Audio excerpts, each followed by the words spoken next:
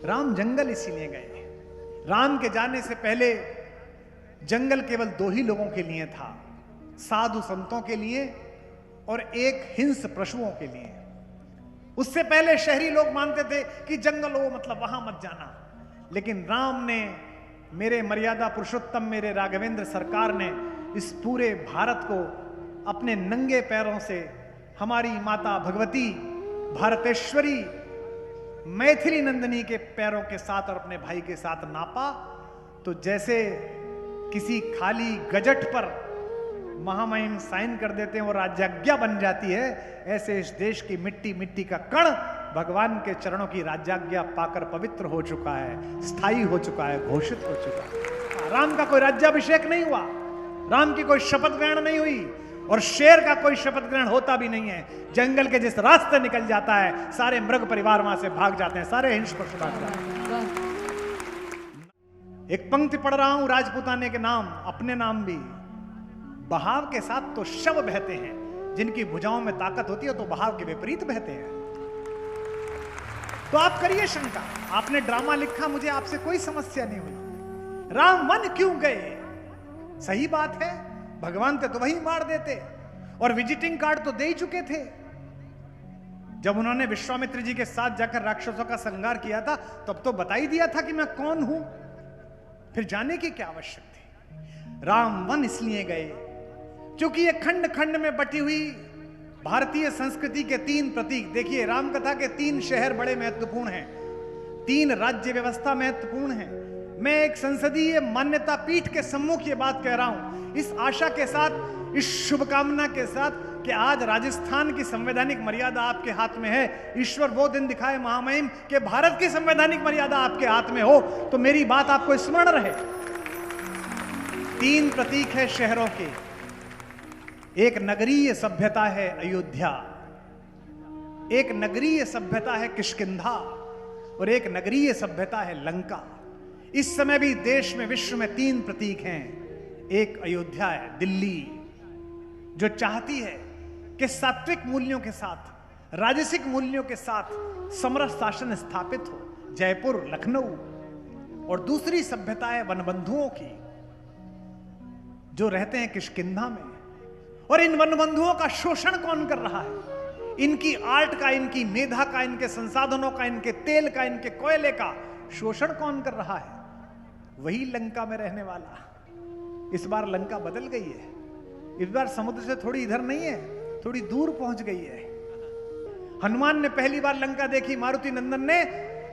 आप सब जयपुर के धनी लोग हैं आगे बैठे हुए, जितने पीछे, आप सब दुबई गए होंगे, आप सब जॉन एफ कैनेडी एयरपोर्ट पे उतरे होंगे।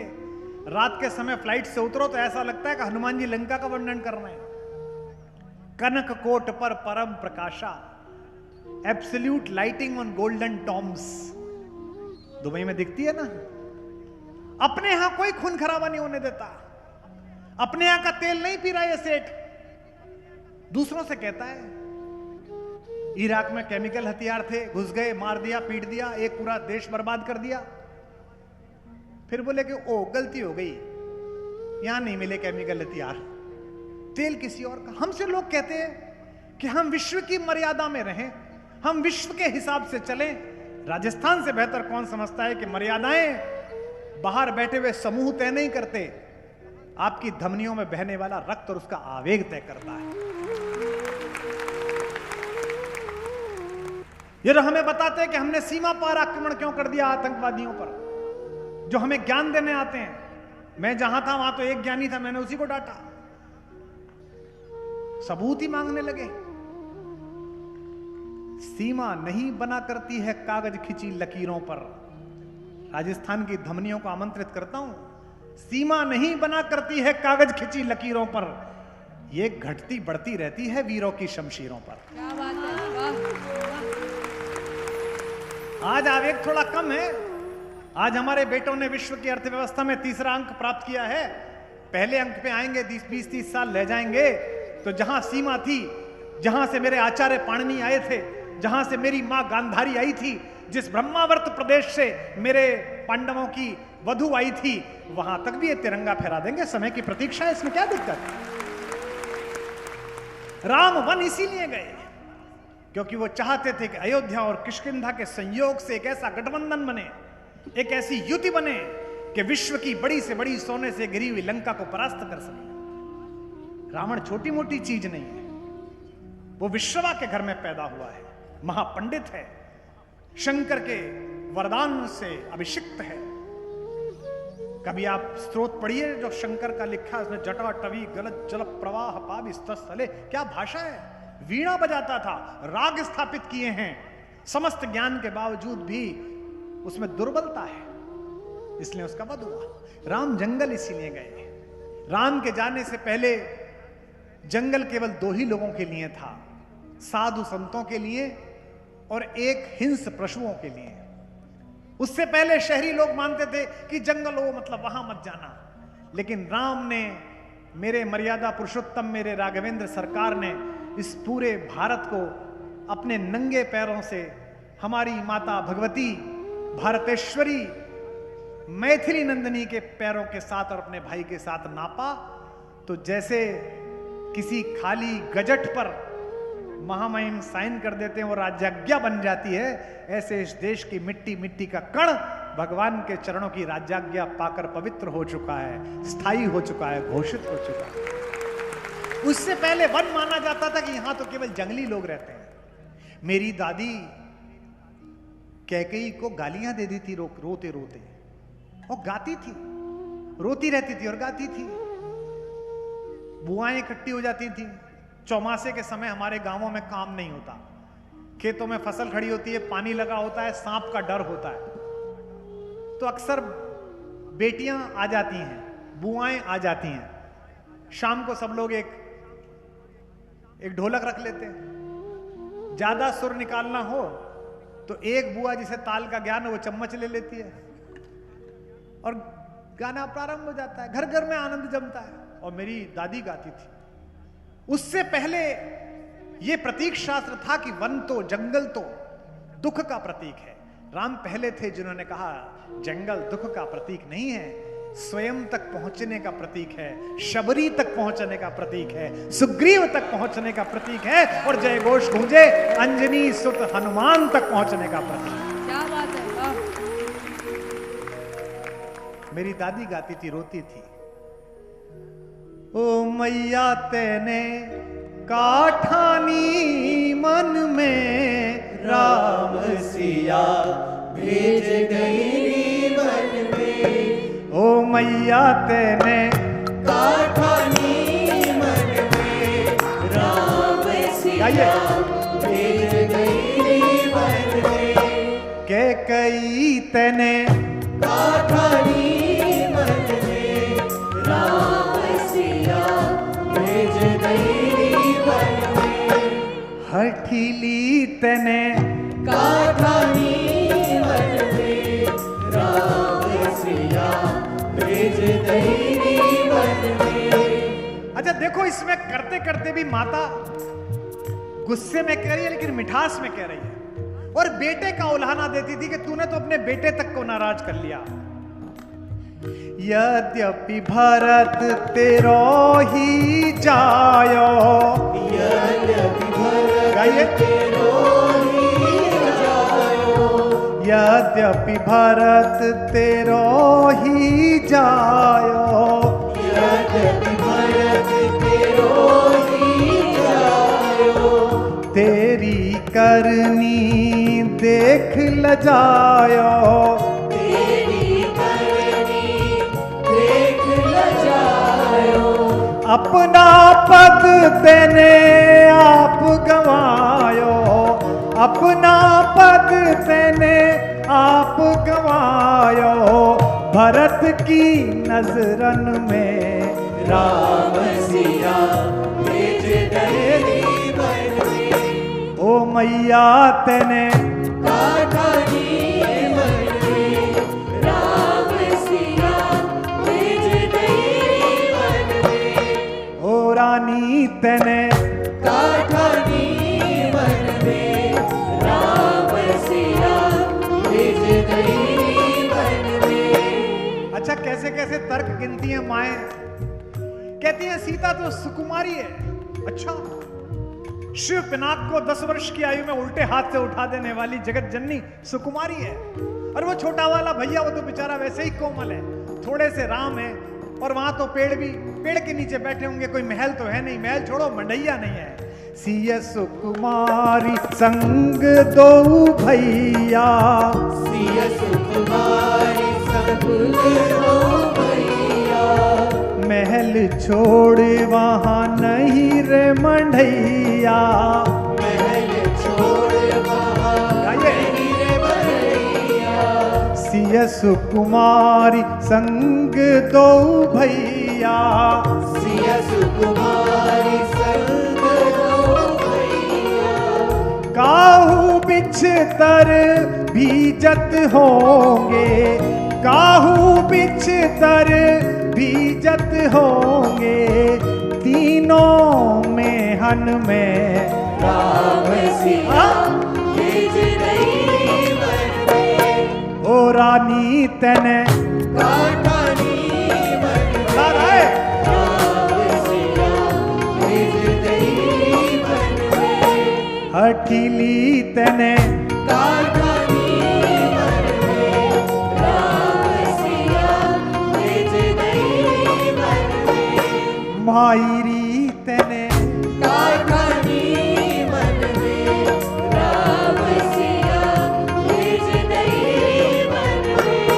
और ध्यान रखो, अगर घर में राम कथा का आदर्श होगा तो भरत जैसा भाई मिलेगा, और घर में अगर राज्य के ऊपर झगड़े की स्थिति होगी तो दुर्योधन जैसा भाई मिलेगा, और अंततः सभी नाश को प्राप्त होंगे। यह जो षड्यंत्र रचा गया राम के निकालने का, इसका पृथ्वी को यश मिला, लेकिन घर को क्या मिला? मेरी दादी गाती थी, आप भी गाइए।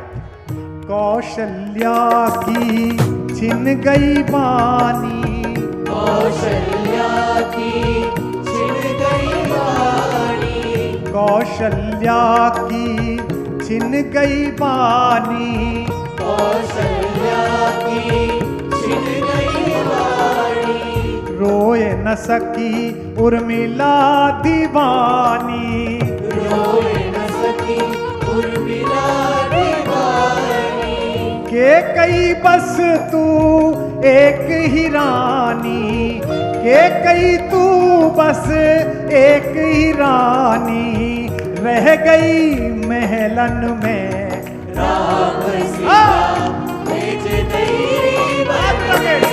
ओ रानी तने काठानी बने, राम सिया भेज नहीं बने।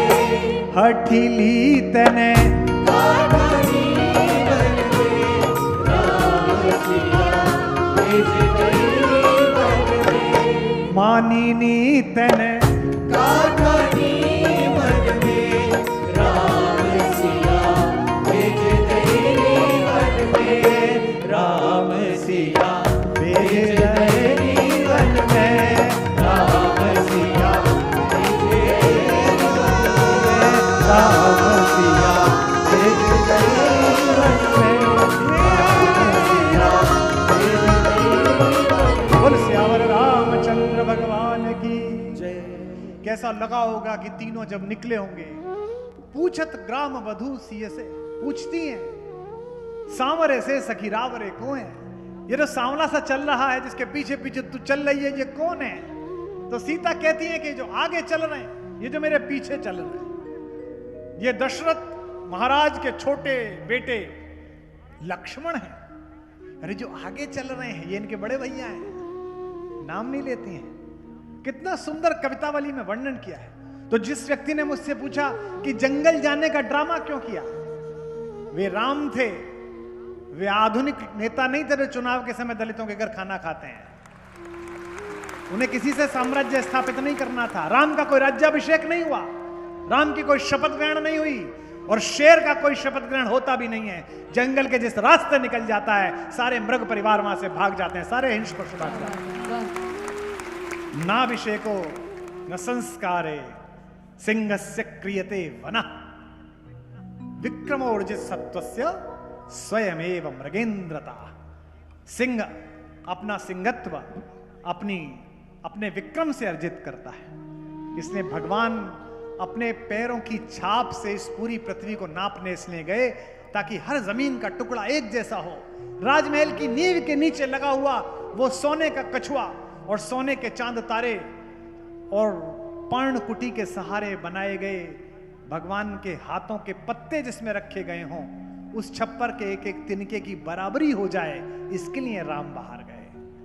राम दुनिया के पहले समाजवादी हैं जिन्होंने समाज को एक रस कर दिया, एक जैसा कर दिया। जिस आसन पर आसन्न लंकेश विभीषण को बिठाया, उसी आसन पर एक मल्लाह को बिठाया, एक वंचित को बिठाया, एक सुग्रीव को बिठाया, एक वनवासी को बिठाया। मैं आभार व्यक्त करता हूं इन प्रश्नों के देने वालों का। राम जी की मदद तो बहुत लोगों ने की, फिर राम जी हनुमान पर ही इतने आसक्त क्यों हैं, वे ही इतने प्रिय क्यों हैं? अच्छी बात है। मैं भी बचपन में सोचता था कि ये क्या हुआ कि हनुमान को गले लगाते हुए भगवान ने कहा तुम मोहि प्रिय भरत सम भाई। और देखो, भगवान का मंदिर बनाना हो राम जी का तो कितने पापड़ बेलने पड़ते हैं, हमको तो पता ही है। इस देश ने बेले, लेकिन हनुमान का मंदिर बनाना तो कुछ नहीं करना। एक बड़ी शिला लो, उसे भगवान के रंग से पोतो और एक पीपल के नीचे बिठा दो। गांव के जितने भूत हैं सब सुधर जाते हैं कि आ गए हम यहां पर, बॉस आ गए, इधर से नहीं निकल। हनुमान लोक देवता है। जिस जंगल में, जिस गांव में राम का विग्रह भी नहीं है, वहां हनुमान मौजूद है। कि हो सकता है कि मेरे कहे की बात भगवान तक पहुंचे ना पहुंचे, लेकिन मुझे पता है कि हनुमान तक पहुंच रही है, क्योंकि वो तो खुद ही यहां बैठे हुए हैं, स्वयं ही विद्यमान। तो उसने पूछा कि हनुमान पर ही इतने आसक्त क्यों हैं? क्योंकि दो शब्द हैं, एक है प्रतिभा और एक है प्रतिबद्धता। कई लोग और कई संस्थान केवल प्रतिबद्धता का सम्मान करते हैं और कई संस्थान केवल प्रतिभा का सम्मान करते हैं। किसी व्यक्ति के अंदर प्रतिबद्धता होती है और किसी व्यक्ति के अंदर प्रतिभा होती है। हनुमान ऐसे बिरले उदाहरण हैं जो प्रतिभा और प्रतिबद्धता का समान और सर्वोत्तम अनुपात है। छोटा सा पद पाने वाला आदमी, छोटी सी डिग्री करने वाला आदमी आपसे मिलता है तो संस्थान से स्वयं को बड़ा बनाता है। दिल्ली से जयपुर की फ्लाइट में आपको कोई मिल जाए, आपसे पूछिए भैया क्या करते हैं, प्रणाम करता है, कुमार जी नमस्ते, I was in Oxford, then I visited to Cambridge, then I served there. वो भारत से बड़ा हो गया है, देश से बड़ा हो गया है। हनुमान के पास अहंकार करने योग्य, स्वाभिमान करने योग्य, गर्व करने योग्य सब चीजें मौजूद हैं। वो पंच तत्वों में से एक पूजित पवन के पुत्र हैं। वे पंच कन्याओं में से एक पूजित माता अंजनी के बेटे हैं। वे बचपन में ही अपना पुरुषार्थ सिद्ध कर चुके हैं। तब उनकी ठोड़ी पर वज्र से प्रहार करके सूर्य को मुक्त कराया गया, लेकिन उनके पुरुषार्थ से प्रसन्न होकर इंद्र ने वरदान दिया कि आप पानी में नहीं डूबोगे। अग्नि ने वरदान दिया कि ये बालक आग में नहीं जलेगा। ब्रह्मा जी ने कहा कि मैं इसे आशीर्वाद देता हूं कि इस पर ब्रह्मास्त्र काम नहीं करेगा। और शंकर ने कहा आज से तू मेरा बेटा हुआ, मैं तुझे अपने शिष्य के रूप में स्वीकार करता हूं। लेकिन प्रसाद की बात तो आगे आने वाली है। लेश मात्र परिचय नहीं देते अपना हनुमान। कोई समय ऐसा नहीं आया जब हनुमान ने यह कहा हो कि I am from Oxford, I visited to Cambridge. No, Hanuman से जब पूछिए कि आप कौन, एक ही योग्यता है। भारत से बाहर जाओ तो कोई भी हो, चाहे प्रधानमंत्री हो, चाहे मुख्यमंत्री हो, चाहे आप सामान्य रूप से व्यापार करने गए हो, भारत का पासपोर्ट लेकर जब विदेश की सीमा में पहुंच जाओ तो इस बात पर गर्व करना कि यहां पर जो अशोक चिन्ह छपा हुआ है वो मेरे भारत का छपा हुआ है, मैं ही स्वयं भारत हूं। ऐसी बात अपनी कहना। हनुमान से पूछा माता सीता ने, अशोक वाटिका में ऊपर से नीचे कूदे, माता ने कहा कि तू कौन? हनुमान ने नहीं कहा कि मैं पंच तत्वों में एक पवन का बेटा हूं, मैं अंजनी का पुत्र हूं, मुझको ब्रह्मा जी ने नो, एक पंक्ति बोली, रामदूत में मात जानकी। भैया मैं राम जी का दूत हूं। जिस समय आप इस स्थिति पर आ जाएंगे 140 करोड़ लोग कि मैं भारत हूं, उस समय के लिए मैं इस व्यासपीठ से, इस उद्बोधन पीठिका से घोषणा कर सकता हूं कि 20वीं शताब्दी अगर इंग्लैंड की थी तो ये वाली शताब्दी किसी भी स्थिति में भारत की होनी ही होगी, भारत की।